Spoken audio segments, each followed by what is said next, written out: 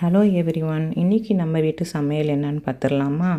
ஒரு எலுமிச்சளவு புளியை கரைச்சி வச்சுருக்கேன் நான். அதில் தேவைக்கேற்ப உப்பு போட்டுட்டேன். இப்போ 2 தக்காளி அதில் போட்டு நல்லா பிசைஞ்சு விட்டுக்கணும். நல்லா கையை வச்சு மசித்து நம்ம பிசைஞ்சு விட்டு நல்லா கரைச்சி விட்டுருணும். இப்போ ஒரு மிக்சியில் ஜீரகம் ஒரு 1/2 ஸ்பூன், சோம்பு ஒரு 1/2 ஸ்பூன், மிளகு ஒரு 1/4 ஸ்பூன் போட்டு அதை கொரன்னு அரைச்சிடலாம். இந்த மாதிரி கொரன்னு அரைச்ச பிறகு அதில் ஒரு பச்சை மிளகா, ஒரு பெரிய வெங்காயம் போட்டிருக்கேன். அப்புறம் ஒரு 10 பல் பூண்டு சேர்த்துக்கோங்க. கருவேப்பிலை ஒரு கொத்து போட்டு அதையும் கொரன்னு நம்ம அரைச்சிட்டு வந்துடலாம். இதையும் இப்போ நம்ம ரசத்தில் சேர்க்க போகிறோம்.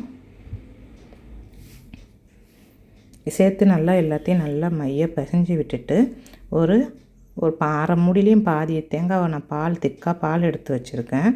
நல்லா இதை கரைச்சிட்டு அதை தூக்கி அதை ஊற்றிக்கிட்டுடலாம். தேங்காய் பால் ரசத்தை இப்போ தாளித்து விட்டுருந்தேன். இதில் இப்போ மஞ்சத்தூள் மட்டும் சேர்த்துக்கோங்க.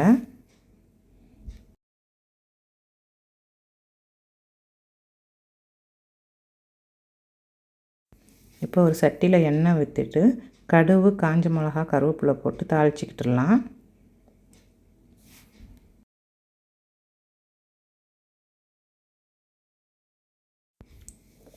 நல்லா பொரிஞ்சு வந்தோன்னா நம்ம கரைச்சி வச்ச தேங்காய் பால் ரசத்தை இதில் ஊற்றிடலாம்.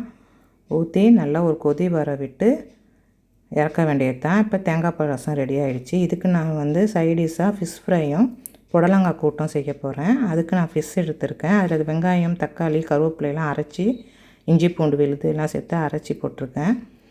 இதில் மஞ்சத்தூள், மிளகாய்த்தூள், தேவைக்கேற்ப உப்பு போட்டு நல்லா பரட்டி இதையும் வறுத்து எடுத்துடலாம். ஃபிஷ் ஃப்ரை ரெடி ஆகிடுச்சு. இப்போ புடலங்காய் கூட்டம் வேக வச்சுட்டேன். இந்த ரெசிபி உங்களுக்கு வேண்டாம் கமெண்ட்டில் சொல்லுங்கள், நான் உங்களுக்கு போட்டு விடுறேன். தேங்காய் திருவல் போட்டு இன்றைக்கி லஞ்ச் ரெடி ஆகிடுச்சு. தேங்காய் பால் ரசம், ஃபிஷ் ஃப்ரை, புடலங்காய் கூட்டு. இந்த வீடியோ பிடிச்சிருந்தால் லைக் பண்ணுங்கள், சப்ஸ்கிரைப் பண்ணுங்கள். Thank you friends.